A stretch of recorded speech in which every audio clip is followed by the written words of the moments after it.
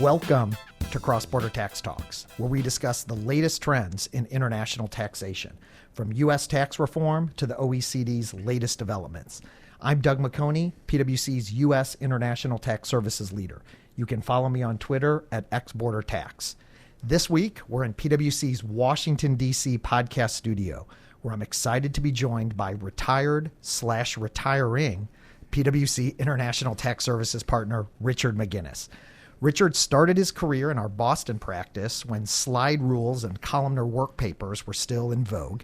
Richard went on to spend 12 years plus in London leading our U.S. tax desk before repatriating back to the States about 10 years ago, where he's advised on all things international tax. Richard will officially be hanging up his green visor on June 30th of this year. Richard, welcome to the podcast. Thanks, Doug. It's great to be here. How much did I get right? How long were you in London? 11. 11 years. Yeah, That's it was pretty enough. close.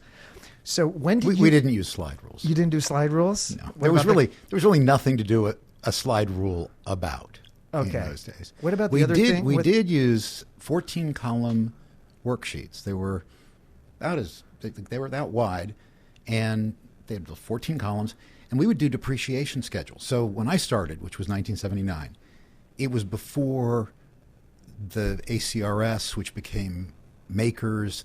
The depreciation, there was a revenue ruling, might have been a revenue procedure, and it was a book, and it listed like 1,000 different things and what the life that you depreciated it over was.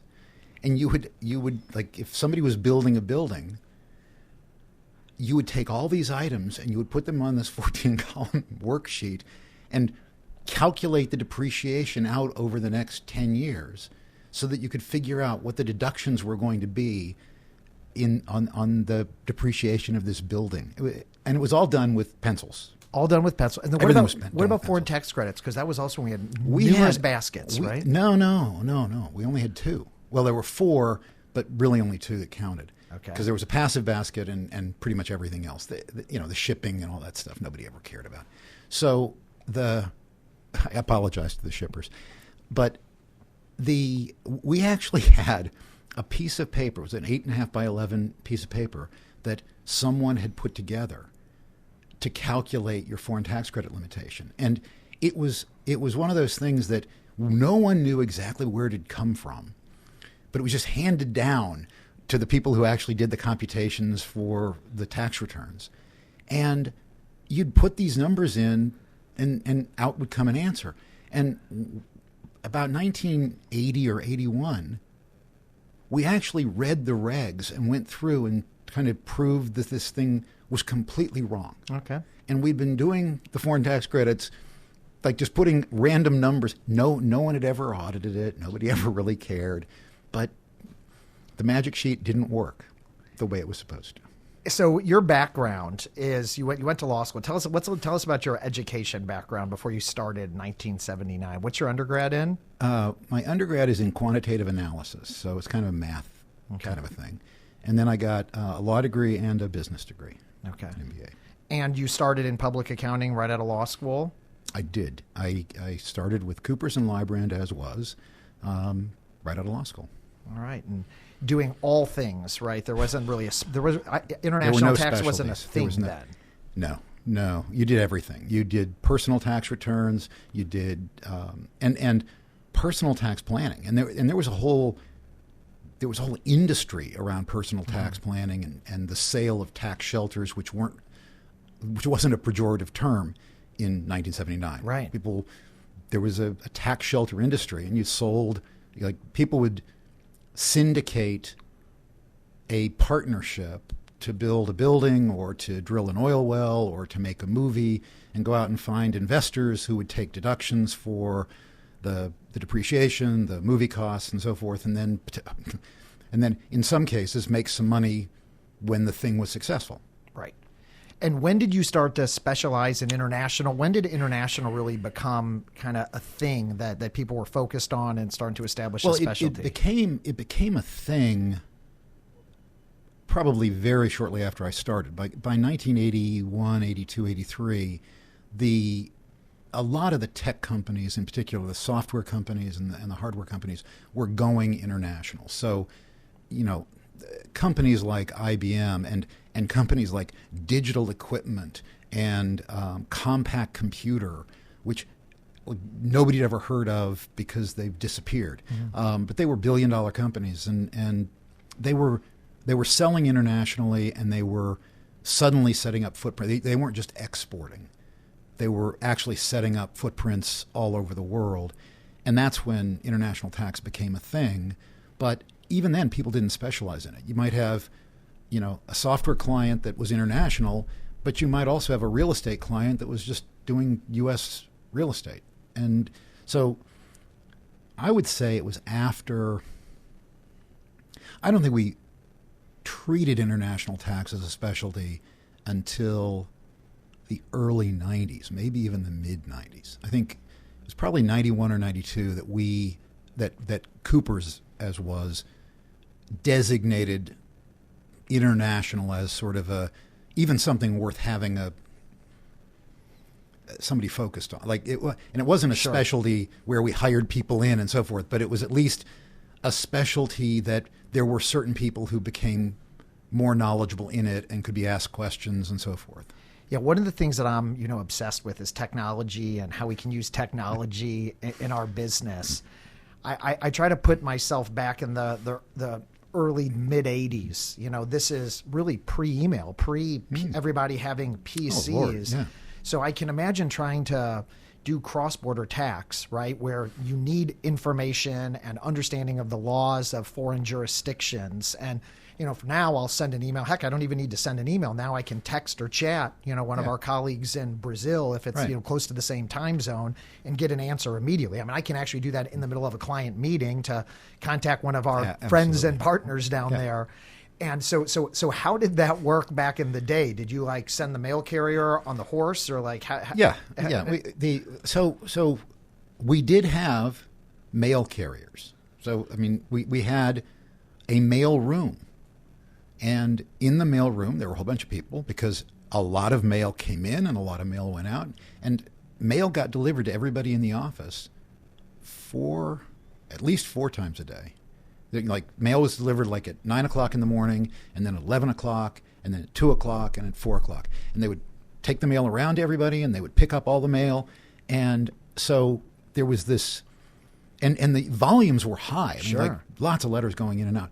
But if we had a question for Brazil, there was a machine in those days on the 16th floor of a building in Boston, and it was a cable machine, and you would go in, and if you were not in a hurry, you'd write out a cable, and you'd hand it to somebody who would then, in their own sweet time, probably in the next couple of hours, type it into the cable machine. If you were in a hurry, you would type it in yourself, and then you would wait. And usually in a day or two, you would get, if you were not in a hurry, someone from the mailroom would bring you and one of those old-fashioned computer printout sheets that was about 14 columns wide again, and 14 inches wide, and on it would have been typed your answer, your question and your answer. So you sent it to the Cooper's Brazil office, for example. Yes. Yeah. And you, if you knew the name of somebody in the Cooper's Brazil office, you would address it to them. But sometimes you just said the tax department, because to whom it may concern. And you'd get this answer back, and you would read your question, and you would read their answer in English, and you would say, that has nothing to do with the question I asked, or maybe it has something to do with the question I asked, but that wasn't what I really meant, so I need to do this again. And you would send them another cable, and they would respond in a couple of days. And after 2 or 3 or 4 cables, you would get an answer that you kind of believed was an answer to the question that the client actually expected to be answered.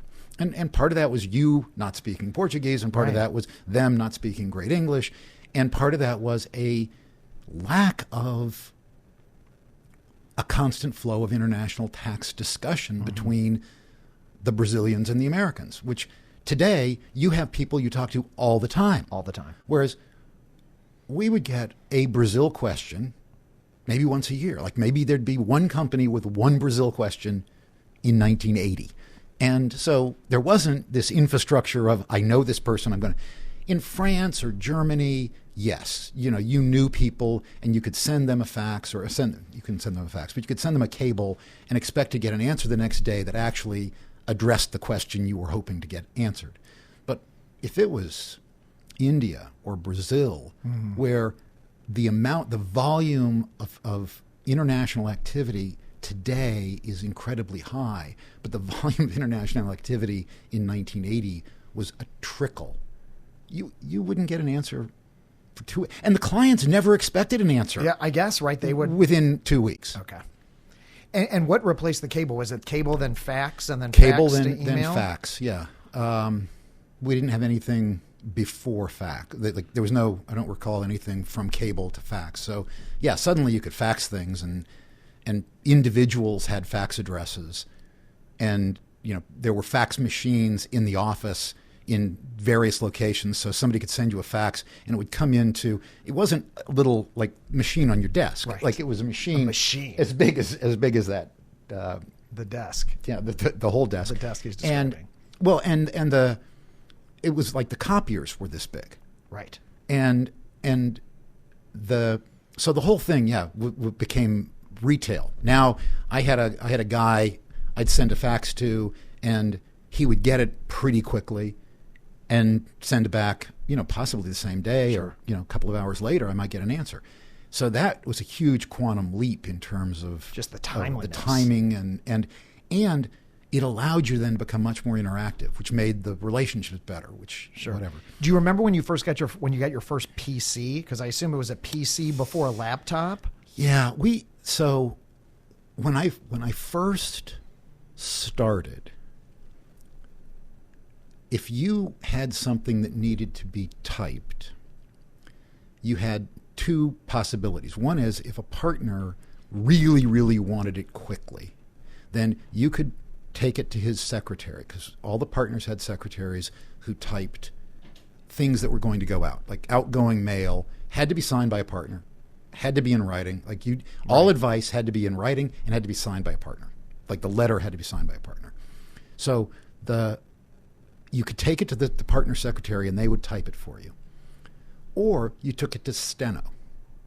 Steno was a group of people in a room with typewriters, and you'd take your thing to the front desk, and somebody would put it on one of those old-fashioned, stick things, and it would go through in order. Like you couldn't jump to the head of the line.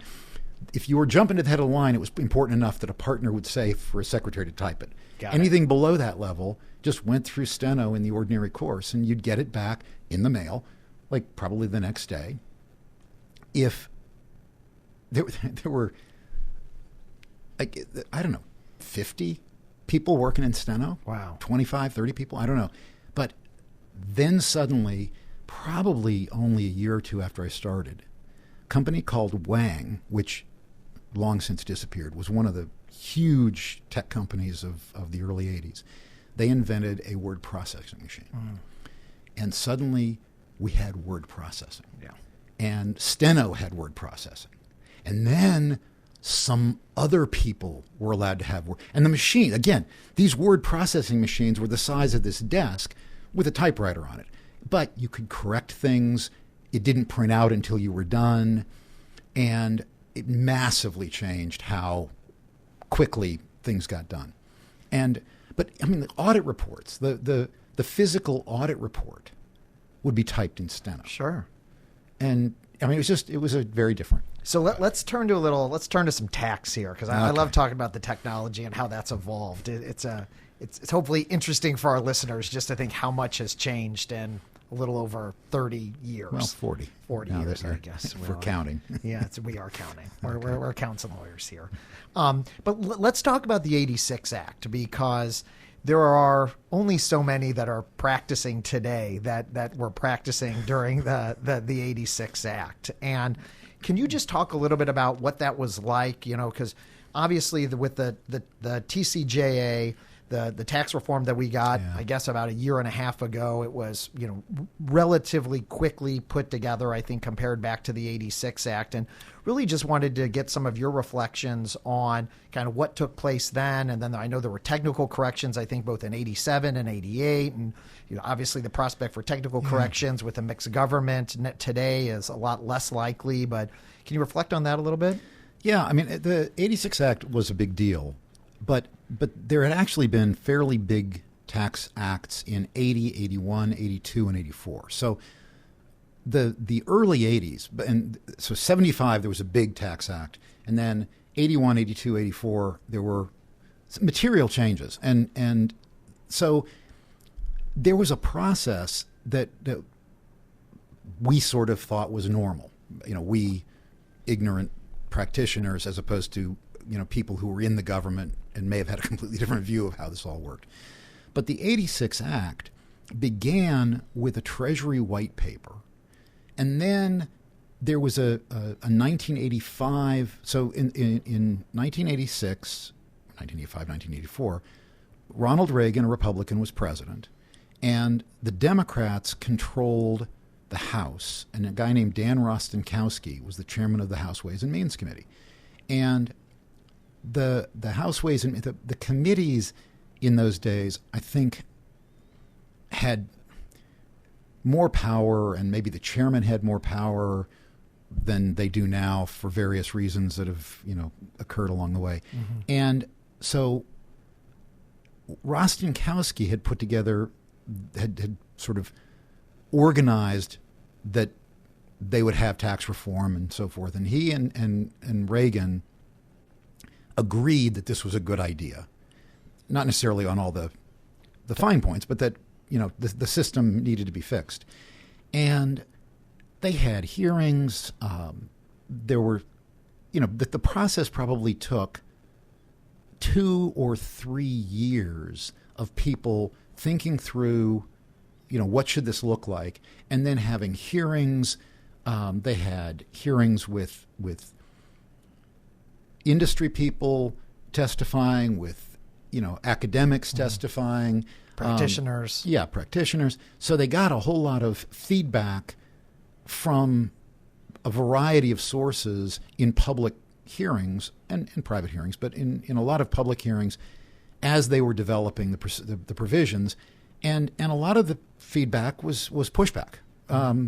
Because, people, whatever apple cart you were on, it was going to get upset. Right. And you might not like the apple cart, or you might like the apple cart, but there were people on, multiple apple carts. Sure, so, we're seeing that too today. And so it was a fairly long and fairly comprehensive process. And even then, one of the consequences of the 86 Act was, this is my view, not to be confused with everybody else's view, but I think a fairly widely held view, that the 86 Act, one of the unintended consequences of the 86 Act was the savings and loan crisis of 87, 88, 89, when it was kind of like the Great Recession, in 2007, 8, 9. Yep. There was a massive failure of the savings and loans. And the reason was a massive decline in the value of real estate. And mortgages were underwater, and there were lots of defaults and so forth. Well, the 86 Act eliminated the ability of individuals to significantly take deductions for real estate losses. And up until then, one of the big tax shelters was selling individuals ownership in, buildings, big commercial buildings, where the depreciation was very, very rapid. The deductions far exceeded your cash. You could actually be cash positive and losing money. And that market, because they put in the passive loss rules, that market disappeared. And real estate prices crashed. Mm-hmm. And that was not in the plan, right? Yeah. The plan of the 86 Act was not kill the real estate market. An unintended consequence. But it happened. And I think there's a reasonable consensus that a significant contributor was the sort of the ancillary consequences of reform. And the consequences of reform longer term, I think, you can say, well, we're fine. But there are always these short-term disruptions that, frankly, people hadn't thought about. And that was one where they'd been thinking about this for years, and gotten a lot of, real estate industry had testified. There were, so nobody could see this, despite they could see the real estate industry complained that it was gonna hurt them, but nobody actually thought that would mean bank failures. Got it. Right? I mean that was sure. So I think that we haven't, and maybe we won't, but I haven't seen systemic unintended consequences of the recent Tax Act. The TCJA. Right? It's like there are consequences. People are, some people are happy, some people are sad, but the systemic consequences. There's no industry that suddenly is at risk because the tax laws changed in such a way that made them, non-competitive or whatever. I think that, maybe it's too early because it did take, 2 or 3 years after the 86 Act for things to sort of flow through. But, and maybe it'll be all a function of government revenues. Maybe the only sort of ancillary consequence is if we have a huge increase in our deficits and it does result in a huge increase in interest rates, and therefore, the government is significantly hampered in its ability to spend money elsewhere. Maybe that'll be the consequence. But I don't. I guess what I would say is I don't see a similar situation where there's a specific industry where you can point to that change in the law really affected that industry. And, oh, wow, there were ripple effects we hadn't really thought through. Yeah, and I know there were some service companies particularly that where a lot of the services are performed outside the U.S. that were concerned that were going to be subject to the BEAT. I think some of those have been, and taken care of with respect to the regs, assuming those regs get finalized, but largely agree. So I think what I view as interesting about the 86 Act, that was done in a bipartisan environment, right? Yes. And then technical corrections, right? Because, that's one of the things we saw. We got the JCT report. It is very comprehensive. The JCT report for the most recent Tax Act for the TCJA outlined a number of different technical corrections that need to be made, given just how quickly the reform was put together.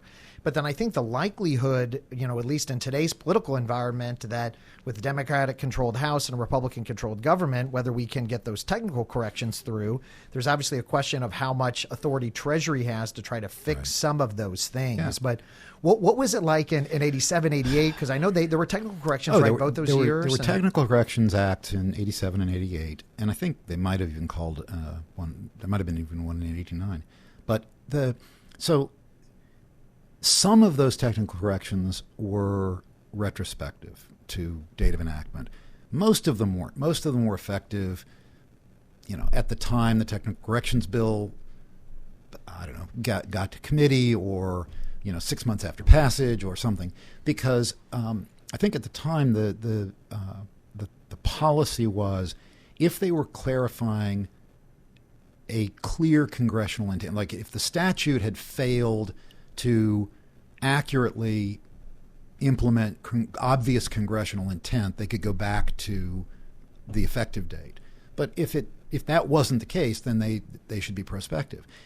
And because they had massive committee report, like the committee reports of the 86 Act were pages and pages and pages of discussion, and they'd had all these hearings, and they'd had colloquies. So there were a number of provisions where it was pretty clear what congressional intent was, right? It was all out in the open of what congressional intent was. I think it's a bigger struggle in the process that led to the TCJA to articulate congressional intent because it happened very, very quickly.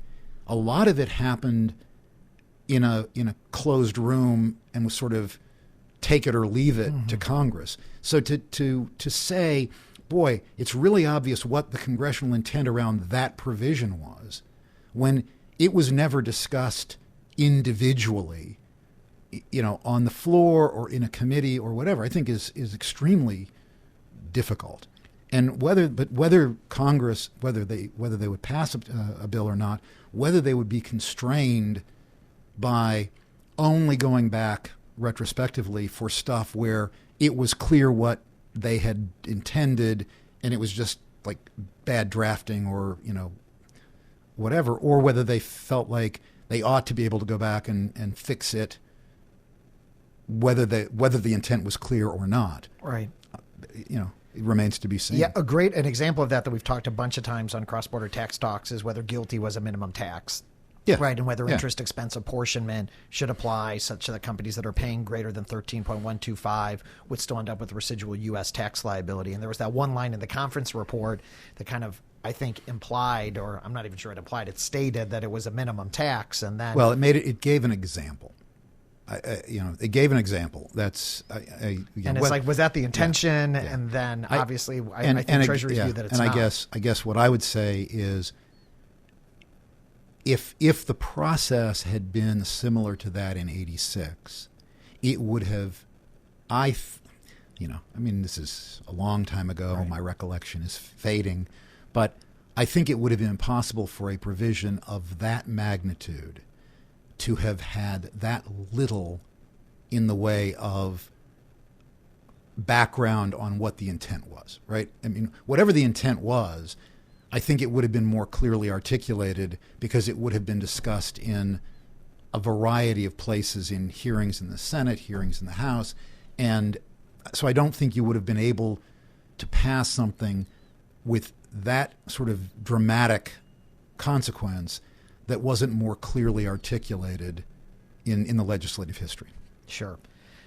What about the regulatory process, once you remember? Because, I think about the volume of regs, particularly, as an international and a foreign tax credit and the expense apportionment and just what a huge endeavor. And I know one of our fellow retired partners, Alan Fischel, I think was at Treasury at the time. Yeah, he's responsible for some of the worst regs. but just what a huge endeavor. And Treasury today has a huge endeavor. But I feel like that back in 86 or, for the 86 Act, that they had all of this additional information. Well, they did. I think they knew what they needed to say. I think the fact is there just was so much to say that one of the bizarre examples, so that the 86 Act repealed general utilities and created corporate level tax. Corporate level tax was not the norm prior to the 86 Act. Like, corporations could dispose of assets without really paying tax through a distribution of those assets to their shareholders and generally avoid tax, or through a partial liquidation. There are just a bunch of provisions in the 300s that got taken out that allowed corporations to get rid of assets. A corporation could sell all its assets and liquidate, and there'd be no corporate level tax if it happened within a year of the sale. So the repeal of general utilities took corporate tax from being partial to being complete. And a number of the technical corrections addressed very, very quick workarounds that people came up with to go back to partial taxation. Mm-hmm. And some of those were retrospective and some of them weren't. But one of the regulations that was issued about the application of general utilities and the avoidance of corporate level tax wasn't finalized until 2 years ago. The May department store regs. Section 337D was put in the code in 86. They issued some proposed regs in, I think it was 89, and they didn't finalize any regs under that statute until 2016 or 17. That's a long time. It's a long time to not have guidance on a statutory provision, which was a pretty important statutory provision. So part of it was the volume. The proposed 163J regs came in 1989, never got finalized. So there were a lot of provisions where they issued guidance or they didn't issue guidance and never actually issued it, or they issued guidance and they revised the guidance. But they spent the foreign tax credit regs, they issued those. Those were horrendously complicated by virtue of the 22 baskets, and that was a quantum leap from what they had been. There are other areas. that the guidance is sketchy. I mean, the whole 861 construct is pretty thorough, but right on how to allocate expenses between baskets, between U.S. and foreign sources, and for purposes of foreign tax credit limitation, et cetera. But a lot of that came slowly. I mean, they were still adding regs, into the 80s. I mean, into the 90s. So as we think about the TCJA, what surprised you the most about our new U.S. system? The analogy that I give while you're contemplating is that I kind of thought they might tear down the house and build a new one, but I feel like they took the existing house and just added several floors, including GILTI and BEAT. And so effectively they took our same foreign tax credit system, but yet call it now a territorial system. Yeah, but, I said at the time that they would not pass tax reform, and I stand by that statement. They didn't pass tax reform. They added a hodgepodge of additional provisions which benefit certain companies and don't benefit other companies. And I think that there are a variety of provisions which are yielding consequences that were not what they actually intended. And I think that some of the provisions, even as originally contemplated, work at cross purposes. I mean, it makes no sense if you're trying to bring manufacturing jobs back to the U.S. to provide a very low rate of U.S. tax on low-taxed foreign manufacturing operations. And so you have the FDII regime, which is incentivizing U.S. companies to export. Right. But at the same time, you have the GILTI regime, which is incentivizing U.S. companies to generate non-Subpart F income overseas in low-tax jurisdictions because the tax rate is actually lower on that income. The U.S. tax rate is lower on that income than it is on the export income.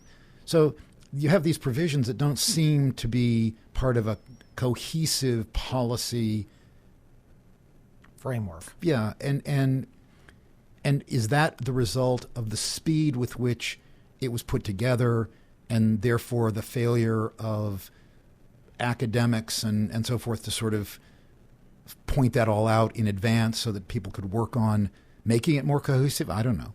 So you practiced almost 40 years. You got two... 40 would be 40 in August. 40 in August, so just shy of 40 years. You saw two major U.S. tax reforms, if we're even going to call the second one a reform. I like your angle on that.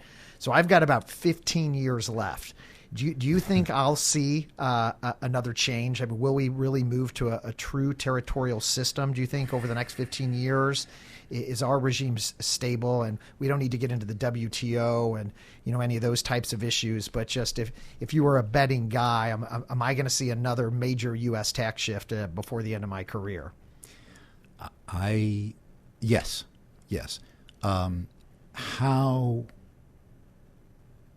Where it will go, I haven't the slightest idea. I was one of the people who actually made it all the way through Thomas Piketty's book, and he said at the end of capitalism in the 21st century, that corporate tax would go away. That because of the inexorable race for jobs and investment, eventually it's just going to be a race to the bottom and corporate taxes will disappear.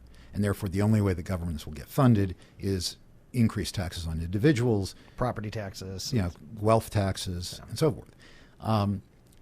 That's a view. I think that's probably more than 15 years away. In my estimation. I thought the OECD, the whole OECD initiative on BEPS would take 15 years. Touche. Yeah. So things get momentum going, and That's true. I also on the other side you have the current Democrats running for president saying wealth taxes, increase corporate taxes. So there's another wing out there, and this is the OECD as well. Sure. That no, corporations aren't paying enough tax. And therefore, you could have a major change which included rate increases and a harsher regime on foreign profits and so forth. So, you've got whether it's Piketty or it's Bernie, I don't know, but I'm guessing that within 15 years you will see a major U.S. tax law change. All right. Well, you heard it first here on Cross-Border Tax Talks. We're going to have to leave it at that. Thanks for tuning in to this week's episode of Cross-Border Tax Talks. Thank you, Richard McGinnis, retiring PwC International Tax Partner, for joining me on this episode. And a special thanks, Richard, for being such a great mentor and friend to me over the years since our paths crossed about 10 years ago. I really appreciate it. You'll be missed. It's been a pleasure. So I'm Doug McConey, PwC's International Tax Policy Leader. Stay tuned in 2 weeks for another exciting edition of Cross-Border Tax Talks.